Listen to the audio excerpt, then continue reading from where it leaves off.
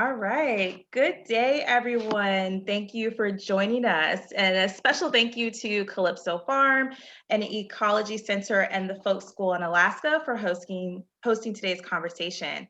For all of you that are in the audience, thank you for being here. If you have any questions or comments, please feel free to drop them in the chat. We're going to have time for Q&A at the end, and we'll make sure to be monitoring the chat to answer all of your questions. I would like to begin by acknowledging the communities and nations whose land my work is taking place on, and invite participants to consider where their own work and life takes place.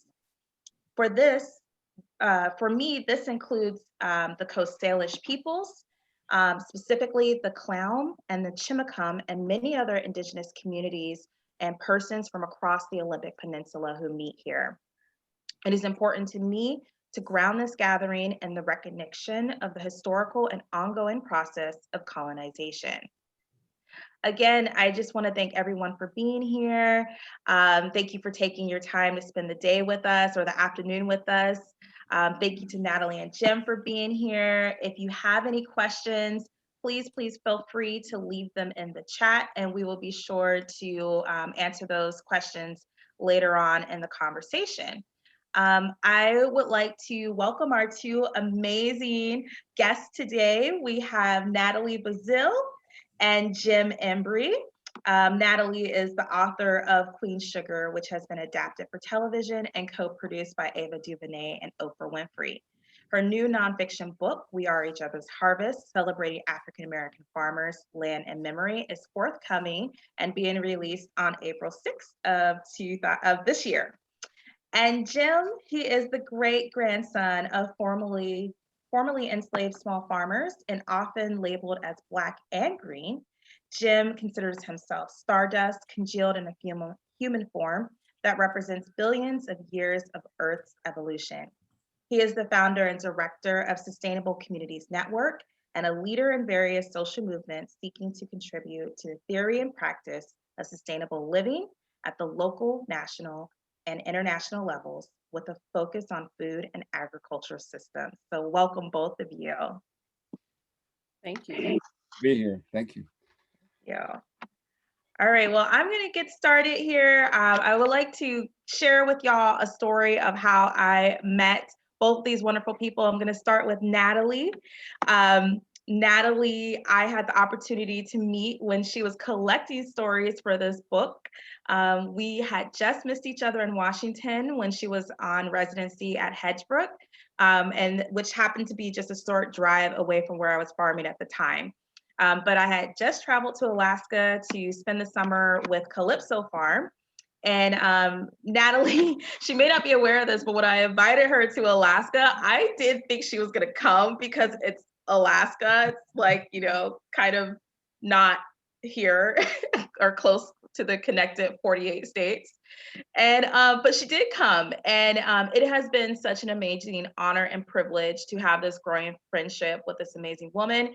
Natalie, thank you so much for being here. Do you want to start by telling us a little bit about this book, We Are Each Other's Harvest, and how it came about and the journey to this book? Sure, absolutely. And Mel, I just have to say, thank you so much for inviting me, and thanks to Christy and all the people at Calypso who welcomed me when I, came up there. And we're just such warm and gracious hosts. And also thank you for introducing me to Jim. I really appreciate all of your, just your generosity of spirit. You have been a wonderful friend, and this book is a great celebration, I think. So I'll share the copy of the Advance Galley. The book comes out on April 6th, so just about 2 weeks away, but this is the advance copy. This is the hard or the soft cover. And I really love it because it conveys everything that I'd hoped to convey about this book. We Are Each Other's Harvest is really an anthology that celebrates and elevates the stories and voices of Black farmers primarily, and other farmers of color. And after writing Queen Sugar, which was a novel, and kind of living in the world of living in the world of farmers and trying to tell the story through the lens of fiction, and trying to explore a lot of the issues and questions that Black farmers were facing, I felt like my work was not done, because as pleased as I was with the novel and then, the adaptation for television, when I was offered an opportunity to do a nonfiction book, right? When I thought about it, I thought, I want these farmers and people of color, Black people who are involved with agriculture, I want to give them a chance to speak for themselves and tell their own stories, right?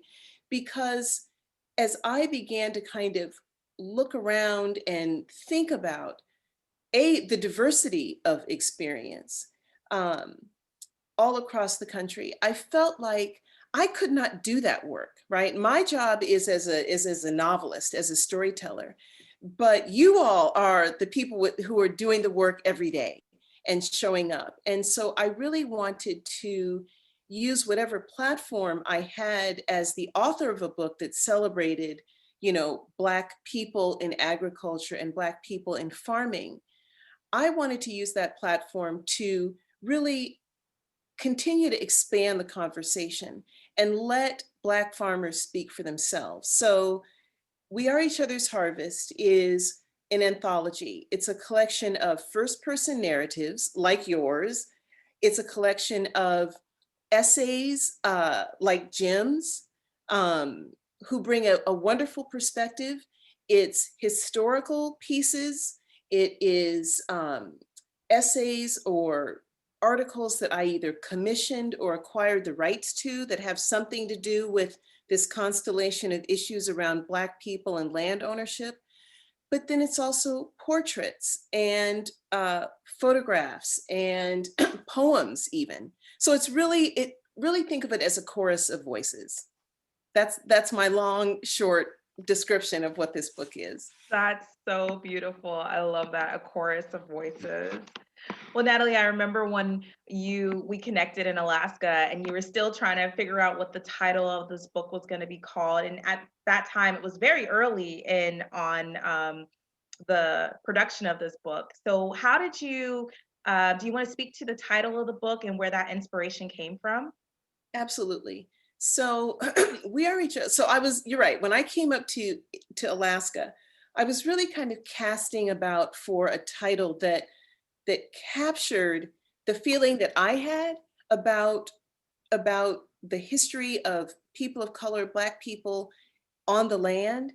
And I wanted a title that would be celebratory and that would convey a past, but also a future. And I wanted it to be uplifting and inspirational. And so We Are Each Other's Harvest is actually the last line of a Gwendolyn Brooks poem called, I think it's called Paul Robeson. And the last line of this poem reads, "We are each other's harvest, we are each other's business, we are each other's magnitude and bond."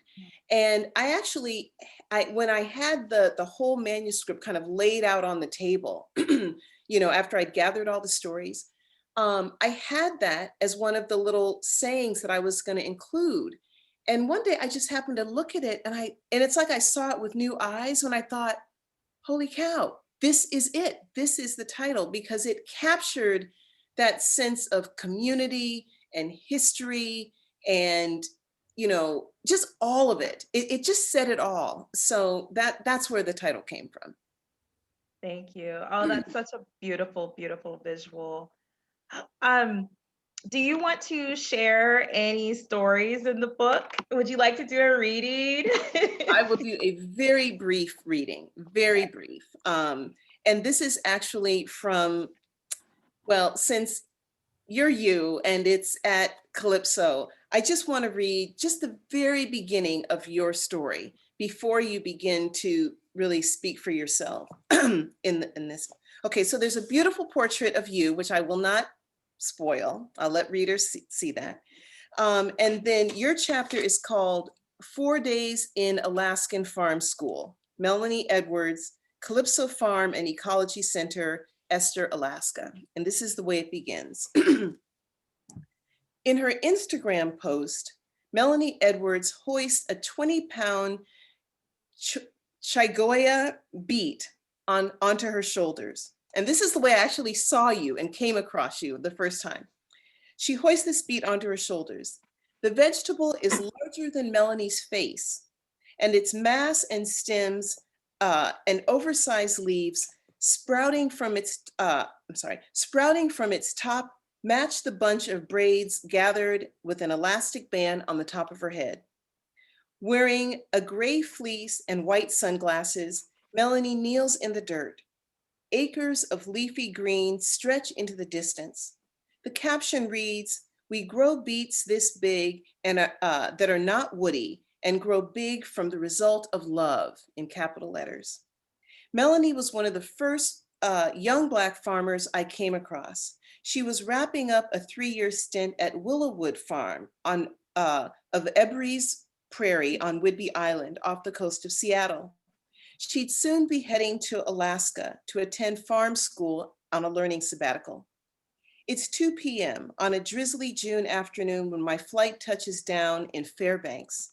Dressed in overalls and rubber boots, her hair in 5 braids that fall past her shoulders, Melony waits for me in baggage claim. She leads me outside through the sliding doors where the gray sky hangs low and the air is heavy with the acrid smell of wood burning.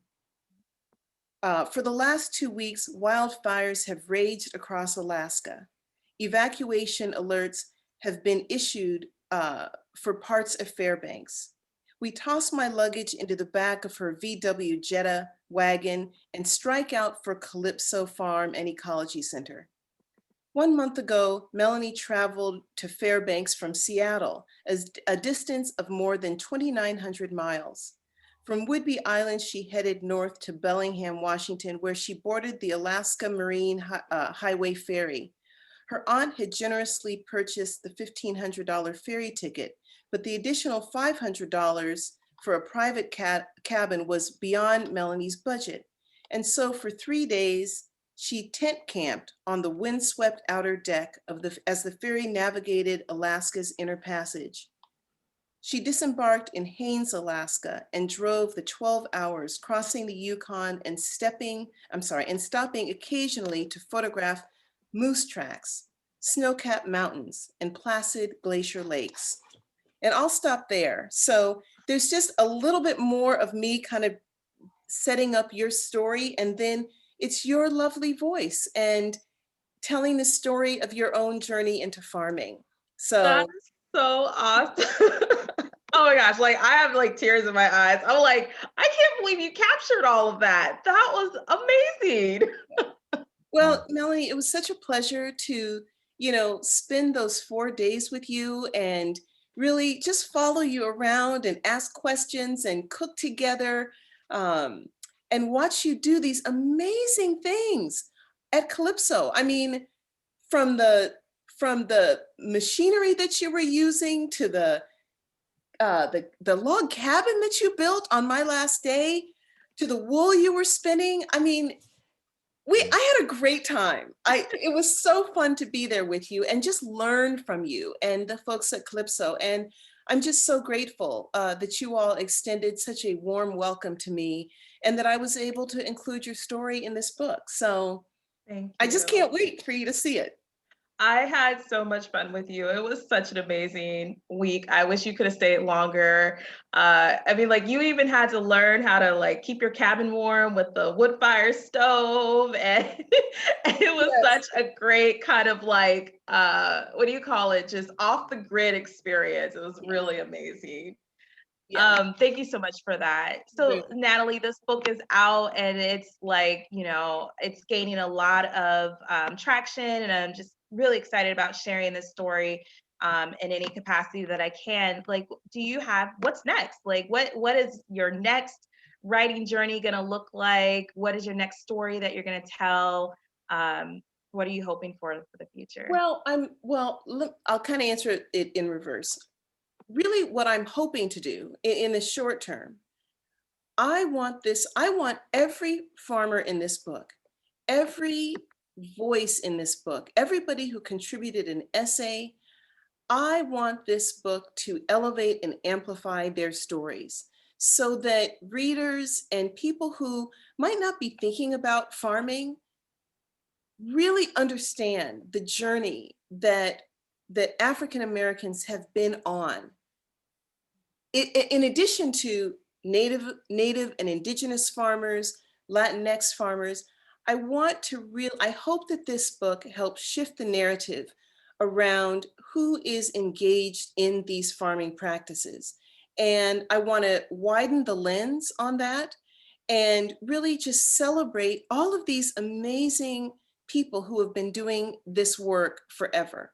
So that is my most immediate goal. It's just to share these stories and remind people about the beauty of agriculture and all that it can mean for people of color. So. And you have a book tour coming up, is that correct? Like a virtual book tour coming up? I do, yeah. I have some other events on the calendar starting on April 6th. You can look at my Instagram that has a lot of the links. There are other virtual book talks where I'm in conversation with people from the book or people who contributed. I had the amazing Dr. Monica White of Freedom Farmers, who wrote that book, who is going to be in conversation with me at Karis Books. This is virtual. You're going to be with me later on next month at the Center for Fiction with another one of the farmers. So there are some other events that are coming up that allow me to, share the spotlight with the people who helped make this book happen. Thank you. Well, we'll post links to Natalie's website. So if any of you want to join any of those book tours, virtual book tours, you'll be able to have access to that. Christy, if you don't mind putting that in the chat, that would be very helpful. Well, thank you, Natalie. I want to pass it over to Jim. I'm so excited to introduce Jim. I first met him at Bugs, which is the Black Farmers and Urban Gardeners Conference in 2018 in North Carolina. We ran into each other at a cash-only beverage concession where I didn't have any cash, and he offered to purchase the item for me. It was then where we struck up a conversation about my proximity to another conference, the Biodynamic Conference that was taking place in Oregon. And he happened to be speaking at it. He made it possible for me to receive a scholarship to attend, and I learned of his amazing family farming history and their connection to George Washington Carver. Jim is a constant inspiration to me. And when Natalie was visiting Alaska, I told her about Jim's work and that the book would not be complete without his story. And I'm so grateful that the two of you were able to connect. Jim, thank you for being here. I thank you so much for taking time to be here. Will you start by kind of just sharing with us about your farming journey and maybe like your family history? I think you have such like a very unique history, and I'm so happy that you have that knowledge of your family history in farming. Yes. Well, thank you, Melony, for making this connection with Natalie. And thank you, Natalie, for inviting me to be a part of this really wonderful book project that in our view is going to be one of the most important books of this year. There's so much conversation going on around equity and justice. And just yesterday, we were part of this USDA hearing about Black farmers. And as we all sat there and listened, I'm sure we all thought, well, hey, let's get this book in the hands of these House and Senate members and Secretary Vilsack and so forth. But let me begin by, I'm sitting here in my house on this land that's a family farm that goes back to around 1890 in our family. But our farm sits at the foothills of the Appalachian Mountains. It's bathed by the Kentucky River, and it's nourished by the soil heavily mineralized with limestone. This area where our community of folk came to after the Civil War was also land that was inhabited for thousands of years by the indigenous Cherokee and Shawnee people. And fortunately, this land has been in our family again since around 1890. So I come out of this, what I call this agrarian, intellectual, activist family culture. So what I speak about and what I have been working on is based upon a foundation of a family and community culture that goes back again to when we first were brought over here from Virginia, let's say, around 1800 or so. Let me say that to the book title again, just echoing Natalie's words, what a marvelous title that connects past, present, and future, that accumulates all these diverse voices in various ways, whether it's essays, articles, photographs, poems. And this poem, when I came across the title and read about it, I knew Gwendolyn Brooks from my activist days in the Black Power movement and the Black cultural renaissance movement of the 60s and 70s, visited with her numerous times in Chicago at the Third World Press. That was back when Don L. Lee, before becoming Haki Madhubuti, was kind of directing Third World Press. And of course, she came to Lexington as well, Tride University. So I was just honored to be in that spirit circle of someone like Gwendolyn Brooks and Paul Robeson, who in my view, as human beings, we're all trees. We all have a role to play in absorbing nutrients and then giving fruit. We're all trees, but Paul was like a sequoia tree. I mean, like, wow, his footprint was huge. So I'm just honored again to be a part of that kind of a spirit circle that this title represents. I mean, I also add, before I get into my story, is that when we look at, if I can show again, this book front cover. Okay, now here you've got Naima and Leah Penniman on the front cover. No better front cover, in my view, that represents this title, We Are Each Other's Harvest. You've got these strong, powerful images of two Black women saying, we are claiming or reclaiming this connection with the land, with this sacred medium that we're all made from. That image, I think, Natalie, is to me is similar to that iconic Rosie the Riveter, okay, about women in the industrial workplace, where here, I mean, their arms are buffed up, okay?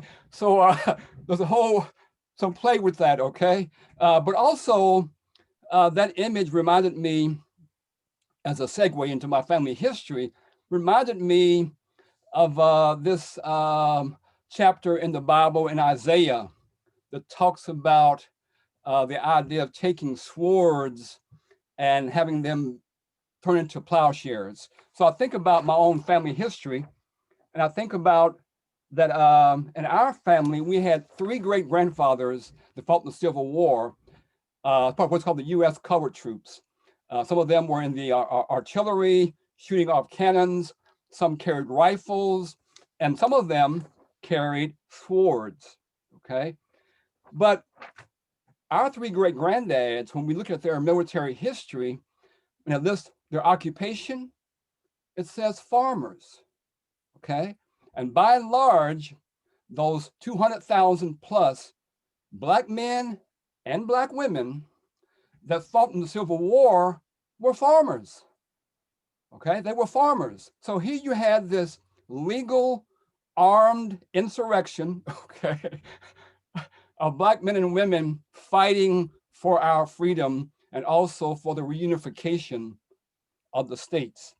Without this introduction of 200,000 plus fighters, soldiers, we probably wouldn't be where we are today. So we owe, if you will, a lot to these men and women who fought in the Civil War. So again, we have three who fought in the Civil War, and two of them were brothers, as this image, not quite them, but shows.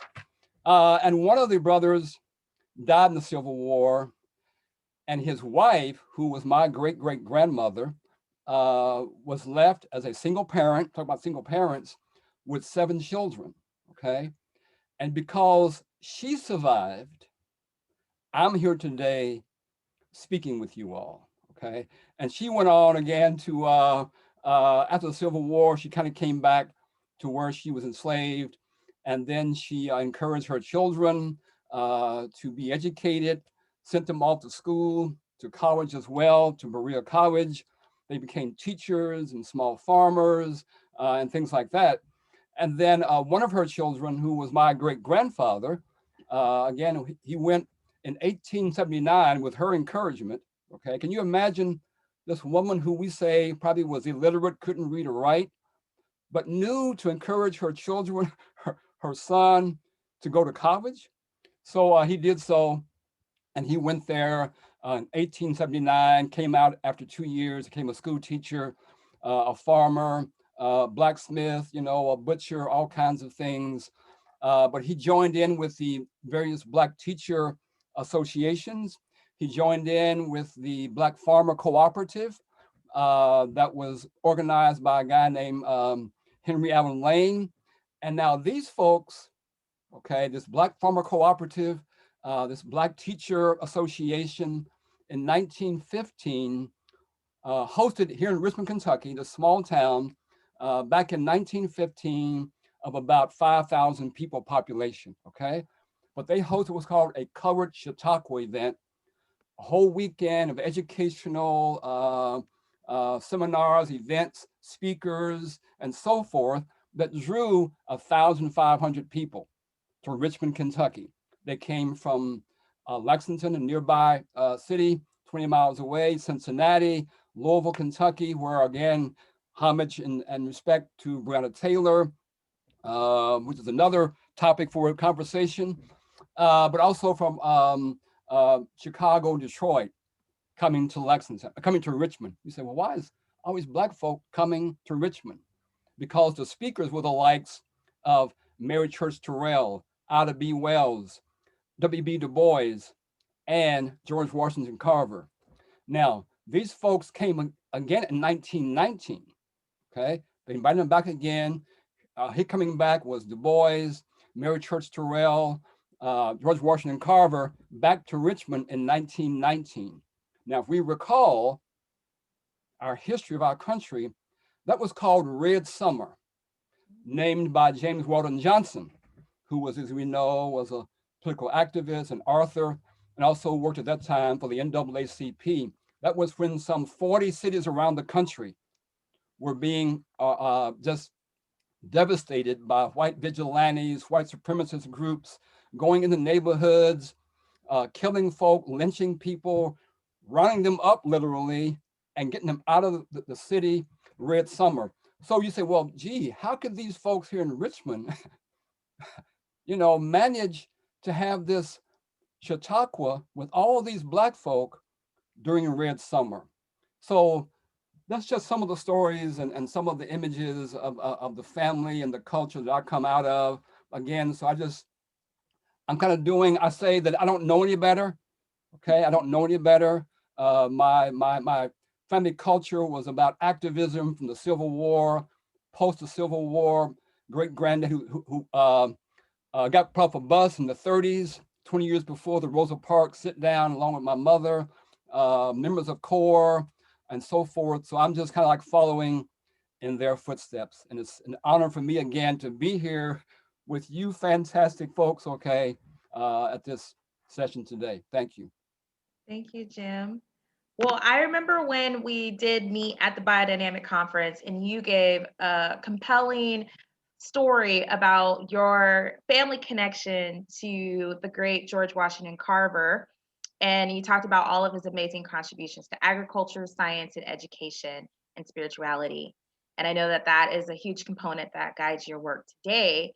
Do you want to speak to some of the significance that George Washington Carver has on agriculture? And I always like to mention, and you mentioned this too, I always like to mention how George Washington Carver did a lot of work with the USDA and specifically around like victory gardens. And I feel like that's something that a lot of people are not familiar with. But please share your perspective and stories. Yes, absolutely. So again, so my great grandfather, and it could be that where I'm sitting now in this house on this land might have been a place where Carver or Du Bois or Mary Church Terrell might have slept, because back in those days, you couldn't go to the Marriott and you couldn't go to the hotels. You stayed in people's homes. Okay, so our land and our culture here, community culture, might have been a place where these folks actually stayed.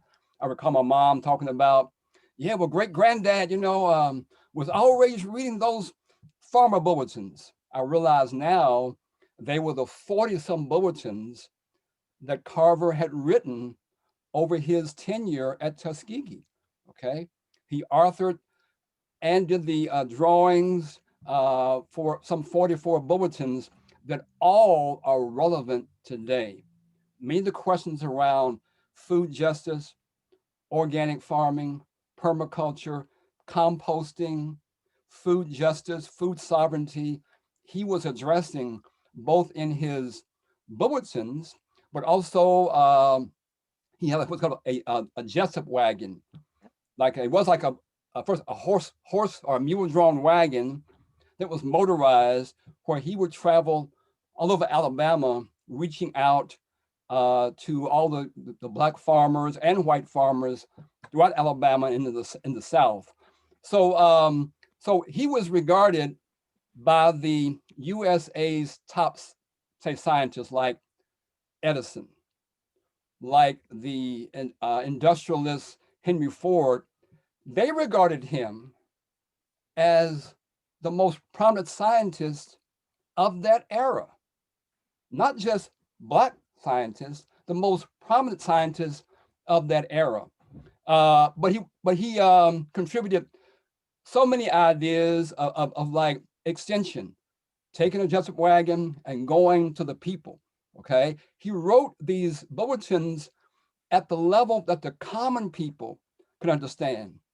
So many things today that are written by the ag schools and whatever else are fine if you're an academic and you've got advanced degrees, but aren't written oftentimes for grassroots people and common farmers. Okay, but so idea of quantum thinking, they were all from the same source, we're all interconnected.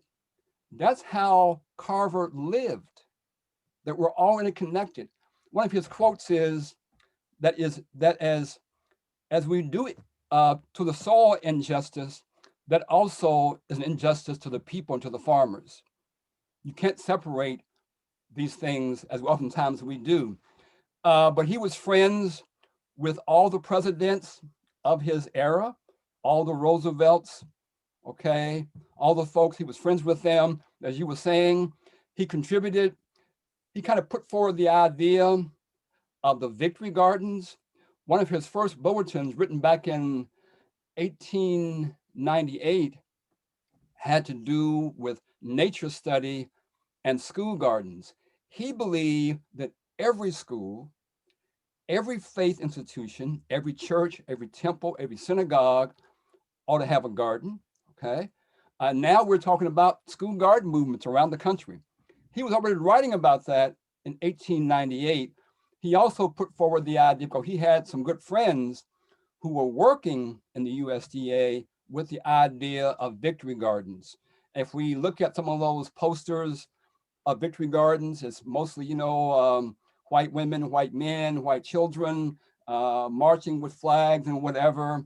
But Carver kind of began putting that idea forward way back in the 1890s. He was friends with Mahatma Gandhi, for example.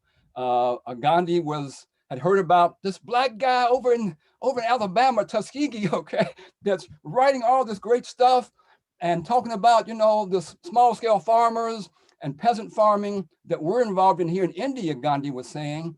But Gandhi was fasting, and they corresponded several times, and Gandhi asked him for some advice on how just to tweak and maybe perfect his plant-based diet, okay? Carver was talking about healthy diet, talking about canning, preserving, and things like that. And because Carver knew Gandhi, then Carver was friends with a guy named Howard Thurman and his wife Kate, who went to Asia, went to India to meet with Gandhi. And Carver sent a message by Howard Thurman to Gandhi. Howard came back. He was good friends with Benjamin Mays, who was good friends with Dr. King's father. And by virtue of that kind of, if you want to call it, us harvesting these vibrations, then King began to adopt the nonviolent Gandhian philosophy that goes back to Carver and goes up to our late John Lewis. I mean, so many of the answers, in my view, if we as a nation had followed after Carver died, what he was laying out, talking about simple living, zero waste. He and Ford, there's a book that's out about the green vision of Carver and Ford. They talked about pretty much building all they could of the automobile from products raised on farms. Carver understood that if we're going to allow Black farmers and now all farmers to survive, be viable, to be sustainable, we got to find ways, not just selling, which is all great, not just selling farm products, but how do we use farm products to actually build the infrastructure, the cars and whatever else that we're talking about. So if we had followed those kinds of visions, then we wouldn't be here today talking about these questions of food justice, food sovereignty, and things like that. But we didn't. So now I encourage people to go back and pick up his bulletins, go back and read his writings, his letters, go visit Tuskegee. He has 2 federal monuments named for him. Just pick up his ideas and find ways to incorporate those ideas, those principles within your life. Thank you, Jim. That's beautiful. Jim, I want to also give you a little bit of time. Do you want to do a brief reading of your essay? I don't know how long the reading is, but maybe if you have time to read the whole one or a portion of it. Yes, I will make it short, and I will say, I encourage everyone who's listening in, who's watching in now and in the future, to get your pre-order in, okay? Get your pre-order in for Natalie's book, get it sent to you, send it a copy to your friends, to your family, to your faith institution, to your university, whatever else. Get that book and make it a part of your life. Now, what I want to do, since it is Women's History Month, is to pay homage to my great-great-grandmother, Elizabeth. And as I was writing this essay, Natalie, at the times had to put it down, okay? Because I was trying to channel my great-great-grandmother and what she endured. Again, Civil War ended, her husband died in the war. She's got 7 children from 14 years old to 1 year old. So she couldn't leave like many Black women did, leaving out of here, going to Kansas, like Nicodemus, Kansas, followed by Black women out of Kentucky, largely the Pearl Clay wrote about in her book, Flying West. She had to come back to where she was enslaved. And she endured some things. I'm sure she did, because she came back to an area that was a Confederate stronghold. I'm sure she heard many times by white folks, yeah, that colored girl over there, her husband fought in the war, okay, that we lost. We're gonna make life tough for her. We're gonna do all kinds of things to harass her. So I had a tough time trying to remain focused and get this essay to Natalie in the time. So I want to just read my attempt to channel her voice as she was encouraging her son, my great-grandfather, D.B. Ballou, to go to college at what's called Berea College, the first college in the South to admit women and African Americans in 1855. Now, children, your daddy ain't here no more, but we got to hold on to each other and find our way. Remember that nice white man, John Fee, who was at Camp Nelson when we were there educating colored women, colored men, colored children? Well, I hear he got a school over in Berea that allows colored folks to attend. So, in honor of your daddy, who fought and died in the war for us to be free, I want you to go to that school so you can teach and help other colored folks. Thank you. That's my reading. I got chills. Here, same here. And I was also real quickly in the essay, I also took time to lift up my mother, who we had a sister named Marcia, who died in 1954 because of the hospitals in Richmond were segregated, and she had pneumonia. She had some attacks, and my parents, took her to the hospital, and they were told, well, y'all know you got here this white waiting room and a colored waiting room. Y'all go sit in there until we can get to you. And they waited too long, and our sister died. And my mother had what was called back then a nervous breakdown. And she came back to her family farm, okay, with her mother, and spent several weeks trying to heal from the trauma, this idea of racism and it being systemic and being violent in all kinds of ways. It's like a trauma that we're still healing from.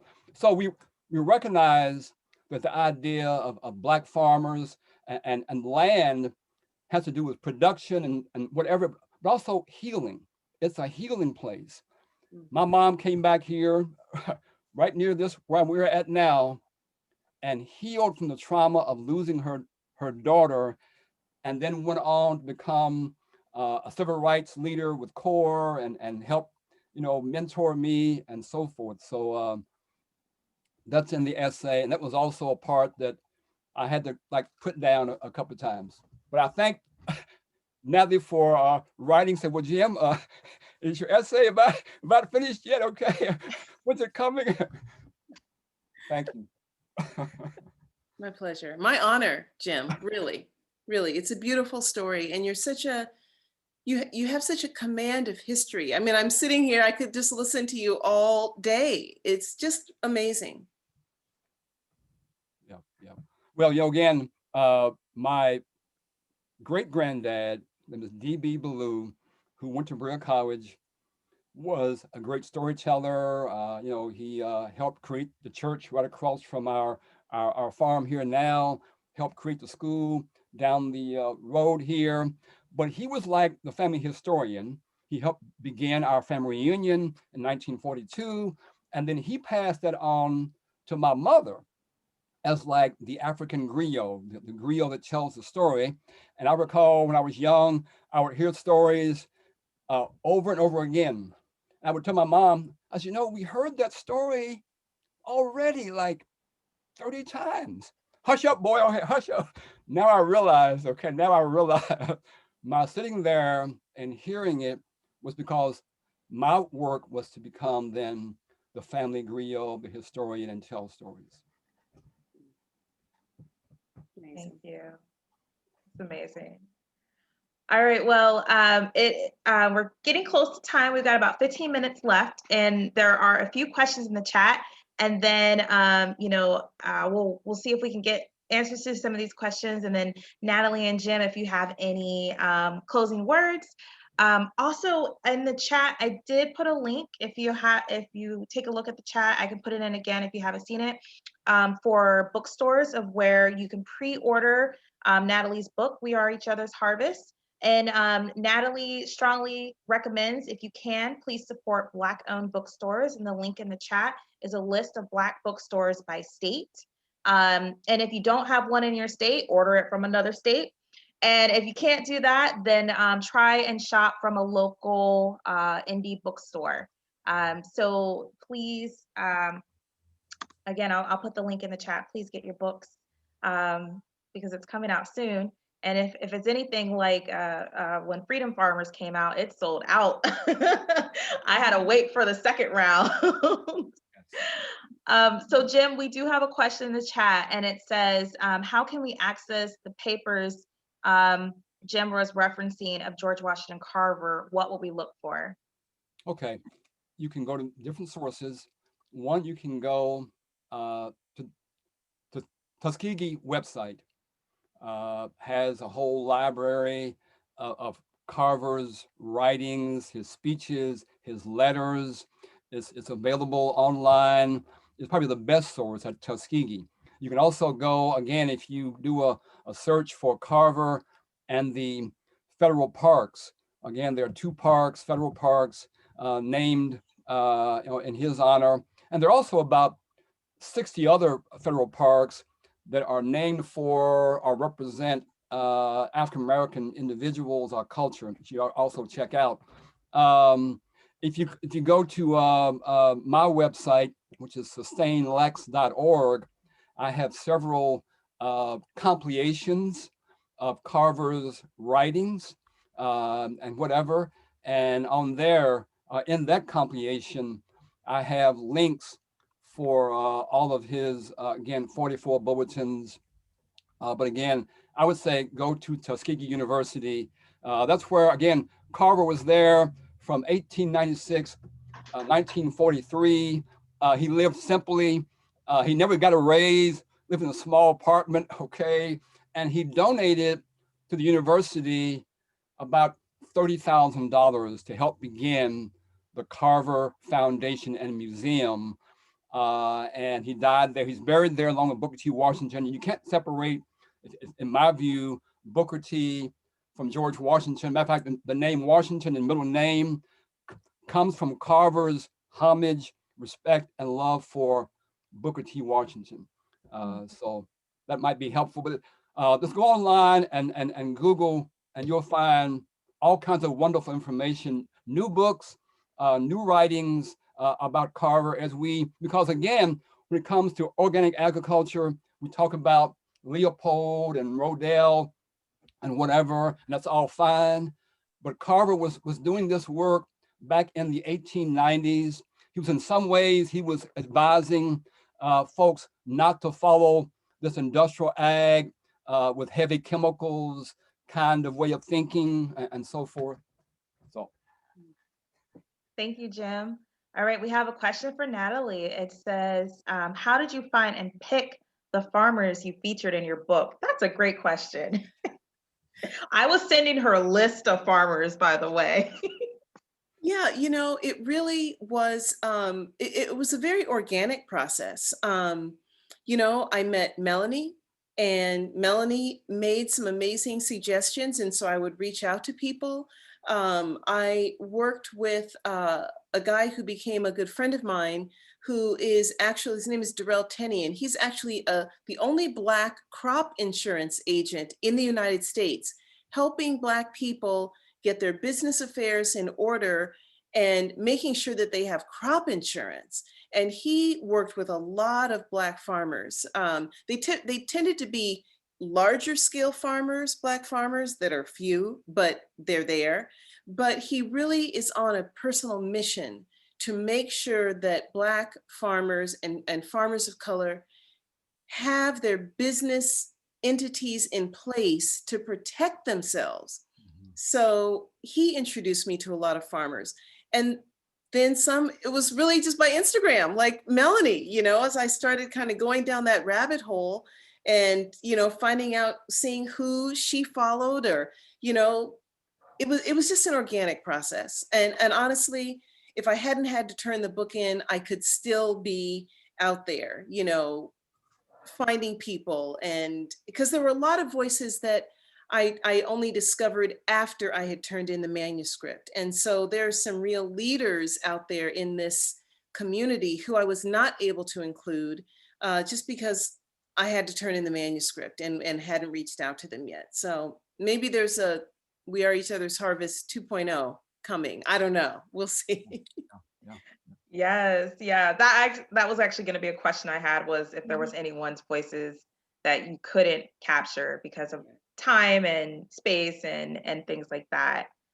Great, great. And there was a question about the name of the insurance provider, if you could mention that again. Yes, his name is Darrell, Darrell, Tenney, Tennie. And the name of his firm is the Tenney Group. They are in Knights, and you can Google them. And his website will come up, and they're in Knightsbridge or Nightendale, North Carolina. But if you need help, he will help you. He will give you that advice on taxes and business entities, all that stuff. Not just for Black farmers, really any farmer who needs that kind of help. He's wonderful. Thank you. Thank you for that. We've got about 10 minutes left. I just want to say thank you again to both of you. Is there anything, Natalie or Jim, that you really want to share with people that maybe we haven't touched on yet? Like maybe you can both do like 5-minute closing remarks. Jim, Absolutely. you want to go? Yeah, I sure will. Absolutely. Let me say that we're now facing at the USA-Mexican border this crisis around folks who are, we say, immigrants trying to cross the border. And I want to add that how the U.S. has domestically treated the indigenous people by stealing land and then stealing and taking African people from the continent over here to work the stolen land. This quest for land and labor was that foundational injustice that we're still dealing with today. It goes back to that kind of foundation based upon land and labor. But how we have dealt with people of color, poor people domestically, is how we have also transferred that same mentality, that same industrialized, imperialistic, exploitative framework internationally, has created then internationally these peasant farmers who can't earn a living anymore because of all this influx of this cheap foods from all these tariff agreements like NAFTA. I call it GRAFTA.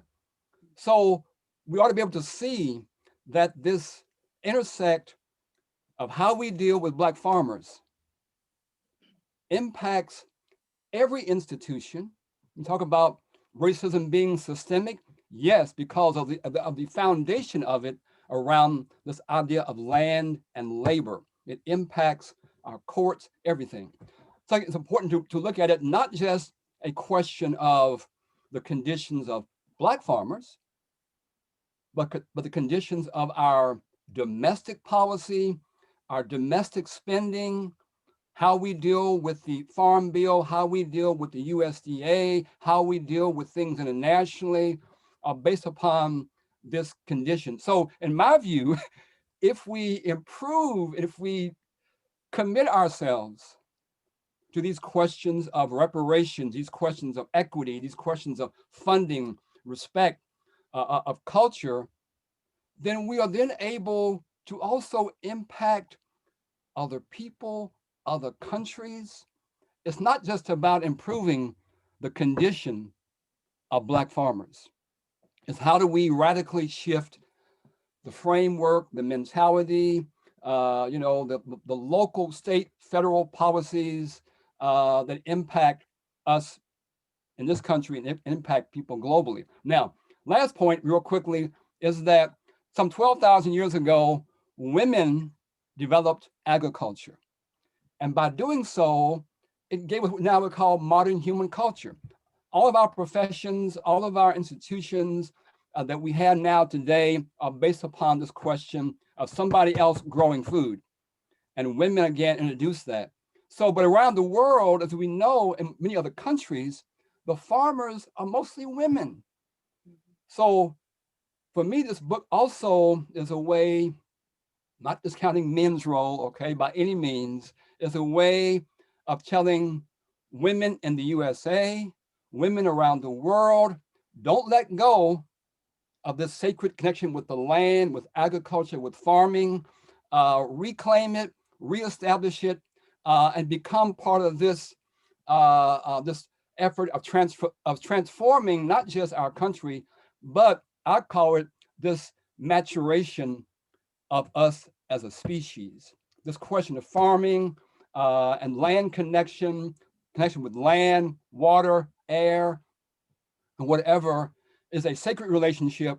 And part of our work is, as a human species, is to mature to become stewards of this wonderful planet Earth. Thank you, Jim. Thank you. I know, like, how do you follow that?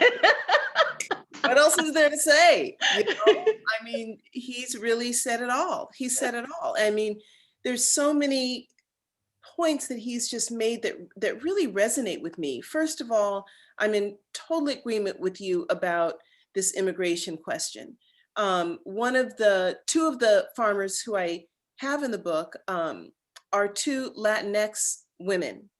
And the stories that they tell about their experiences as migrant laborers and the resilience and the perseverance, I had to include them because, again, it's about changing the conversation around migration and who was here first and who's been doing this work, and really honoring their work and their stories. That's first. Second, I love what you said about, the role of women. And I was talking to, this was just this week, I was talking to a Native American farmer up here in the Bay Area.